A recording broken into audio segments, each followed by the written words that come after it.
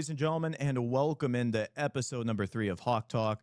I'm Nick Roesch, and we have a special guest today. First of all, I just want to give a big thank you to our ID department here at Point University, Bill Dormany laying the charge, and of course, his incredible crew for making this happen.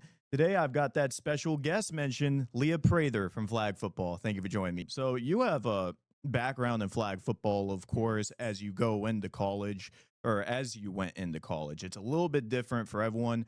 Some discover it while they are studying, and some have one in high school and before that. What was it like for you?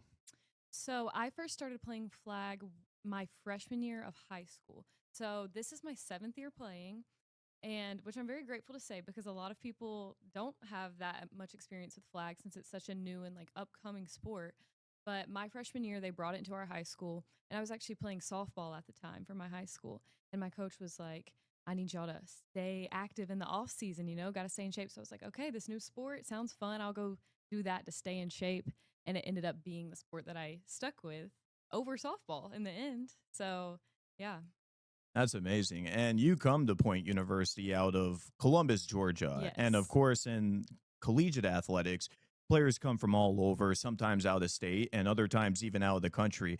What does it mean to you to be able to play so close to where you came from? It's honestly that's one of like the main reasons that I did come to Point. I'm very close with my family, very close with my church back at home. So like being here and being able to just be a 35-minute drive from home, I'm able to go home and see my family when I can, like when I'm able to have time. And then it's not like I'm able to still stay connected with the people back at home and be connected with the people here at Point at the same time. So you're a junior, correct? I'm a junior technically. I'm graduating this year. So I did a year of like dual enrollment. So I'm a year ahead in my classes. So I will be graduating in May. So I guess I'm a senior, but this is my third year in college. Yeah. It's a long road, it feels like, when you're Oh yeah. going through the years, but it goes by fast at the same time when you look back. Mhm. So you're a pioneer for Skyhawks Flag Football. The program just started up 2 years ago, and you got to see it get built from the ground up. How crazy is it to think that you were a part of history here? I mean, it's kind of crazy. I guess I haven't really thought about it, but I do. When I first was recruited to come and play at Point, I remember them saying like, "You're our first recruit. Like, you're the first woman to be able to be recruited onto the flag football team, like the inaugural team, like our first year." And that was a really small team. I think we ended the season with like only 7 girls. We started the season with a few, had some ups and downs during like that first season, but I mean, it feels like it's nothing that I've experienced before. This is definitely like a first. Flag football being a new sport, you don't really hear about like new sports being like, I mean, baseball's always been around, football's always been around, like that kind of thing. But flag being so new and being able to be a part of that, I mean, it truly is an honor to be able to be a part of that beginning of a new sport. And to my knowledge, there's only two other players on this current team that were a part of the inaugural roster, Alasia Nathan and Alexandria Jackson. hmm What has your relationship been like with them since you all came from that individual background?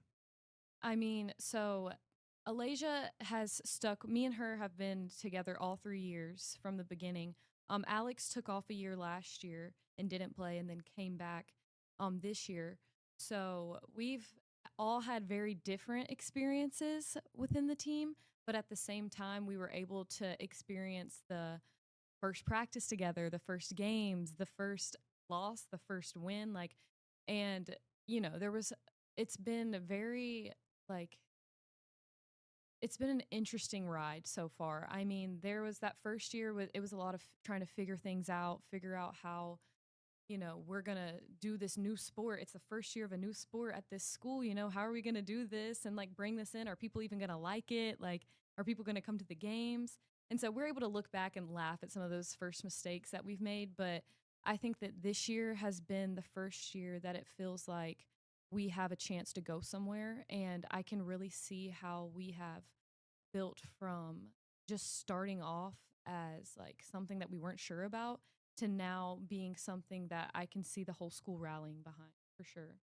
And what's so cool is there are three outstanding players on the roster this year that came from Florida Gateway College, which is like this grand program. Mhm. They have success year in and year out. And those are Kenzie Fillion, Shanira Shahid, and Claudia Taylor. What does it say about Skyhawks flag football that they decided to come here of all places? I think I always go back to I think that this was the Lord's plan.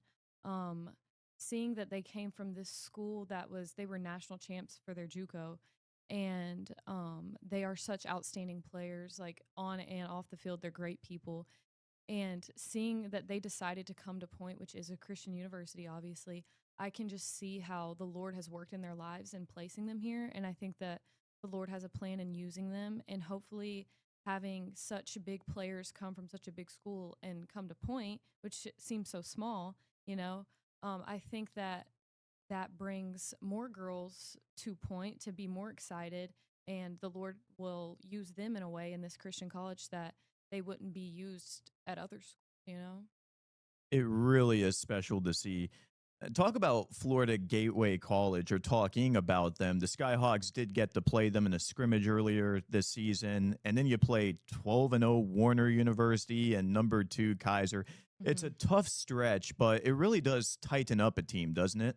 Oh, for sure. I can specifically remember our Kaiser game going into that, and they have a ton of like great, like well known players.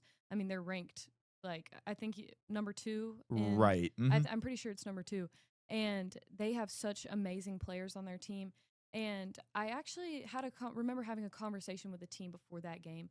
And it was basically like, I know that we are not looked at as the team who is going to come in and beat Kaiser this game, but what I do know is that the Lord's will is going to be done regardless.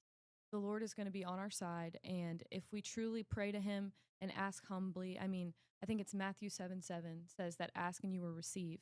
And if we ask humbly, truly believe in the Lord, that He will give you what you're asking. And I truly believe that before that game we had a talk, and I was just like, some of the girls are even just laughing because I was just quoting scripture and I was Hmm. like out there preaching, and I was like, the Lord's going to be with us. I don't think y'all understand, like today, like, so I can feel that something different's going to happen today. And I remember saying I believe that we can and will win. And then after the game, we ended up coming out of the game with a loss. And some people were a little disappointed, but I remember that game. We had the best energy that game. We were uplifting each other the entire game. Everybody was doing their jobs on the field the correct way. And at the end of the day, I was like, guys, I know that we didn't win like the score, but that was a win for us as a team. Like that was a mental win. Like we were able to unify and come together, and like I feel like that was a turning point in our season of like truly playing and glorifying the Lord in the way that we play, you know? I love how faith based you are and how you bring that to the field and in the locker room with your teammates. I remember when I got hired here, just remembering how fulfilling it is to be able to use scripture and to use the word of Jesus Mm, to reach out to the student body. yeah. And I can tell that you kind of feel more the same thing, correct? Absolutely. I mean, that's another reason like that I even ended up coming here in the first place. I remember my admissions person was Brad Bonner. He was still working in admissions, and he's the strength and conditioning coach. And I remember just talking to him. I was choosing between Point and going to another school, and I wasn't really sure like what that was going to look like. And I remember him saying like, I pray that you do the Lord's will. It wasn't like him just trying to push me to come to Point because that's where he worked or he went, you know. It was, I'm truly praying for God's will to be done in your life, and I will be praying for you personally. And after I heard that, I was like, yeah, I think Point. I think Point is the place that I'm supposed to be, you know. And so ever since then, I've taken the advantage of like being involved in Feast, being involved in FCA, being involved in the chapel worship teams, like all of that stuff. Like God has placed me here for a reason, and I believe that that is to grow His kingdom and do His work, and I want to honor Him in doing that. You know? So you played under a couple of coaches, and of course, this year you have Shaka Long in Yes. year number one. He seems to me like a really laid back guy. It's a pleasure to work with him. What type of culture has he brought to the table this season? So this year has been a complete 180 from the seasons prior. I mean, I keep mentioning we had a rocky first couple of years, and we absolutely did. I mean, we started with one coach and then ended up finishing that second year with our GA, Kyra Hart, being the coach, and having to end the season with the GA being our head coach, which was crazy and like something that we had to adjust to very quickly. And then this year with Coach Long, he has brought in so much structure, so much organization, so much accountability. I mean, he doesn't play around. If he says one thing and he means it, he's going to stick to his word. And I think that's something that we've had to adjust to as players, especially the girls who have been here for a long time. Like, he means what he says. And I mean, if you go out of line, he's going to follow his word, like what he says. And he also incorporates a lot of faith based within our practices and games. We pray over the field before every game. We end every practice and game with a prayer. We do devotions in the locker room quite often. So I think that that has been such a like great part of this year, that he has been able to incorporate faith in everything that we do, really. But I can definitely see how he's passionate about what he does, and he wants to make us better, and I can see that, and I can see how we have already become better this year than we have in years past because of his coaching.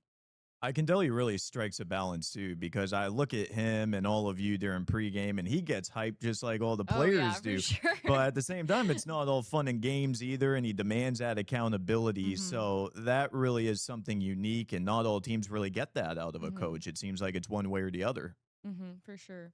Yeah, he definitely does get hype with us, which is so fun. It's fun that we can have a coach that has fun with us, but also knows when to be serious. And like that's something that we've had to learn as a team as well, is like we can play and have fun. Like at the end of the day, like this is our sport. We're supposed to have fun, you know? But also there's a time to lock in. There's a time that we gotta show up and play the game. This is a more general question that goes outside of Point University. Since flag football is growing basically in college athletics and outside of that as well, what are some misconceptions that some people have about flag football? That's a good question. I mean, I would say it's labeled as a non-contact sport, but that's the most contact. I've played so many sports. That's like, man, you get bruised and busted It up gets for real. rough. It does. It gets rough. I mean, the amount of times that I've been tackled like by some of these grown women out here, I'm like, dang, this is supposed to be non-contact out here. We're supposed to be pulling flags. But that's one of the things, is that people think that you're just going out there and pulling flags, but it gets rough. And like I would say that's probably the biggest misconception for sure. The funny thing about that is you hear about like with tackle football, NFL, college football, you get the one game a week for recovery. Mhm. Your team just played 3 games in a week, I believe it was. So you Yes. talk about the bumps and Oh bruises. yeah, we What's were what's beat the up. recovery like for that? We were beat up for sure after that week. But recovery, so we again, Coach Long, he's got us on a good schedule, and he's strict about what he does. Every week we have a list of people who have to do mandatory ice baths. We have people who have to go in if they have injuries and do recovery with our trainer. Um, so it's really like making sure if you have an injury, you know how to take care of yourself with the trainer. And then he's like, I know that you're hurting. Go get in the ice bath. Make sure you're doing heat before and after practice. Make sure you're, taking care of yourself. So, but yeah, that was a tough week. Those 3 games back to back, for sure. It can be a tough traveling schedule as well. I think one thing that's so fascinating is that when a team travels long distance or they have those really early hours in a van or a bus, whatever it may be, Mm. people at the game don't realize the time it takes to get there.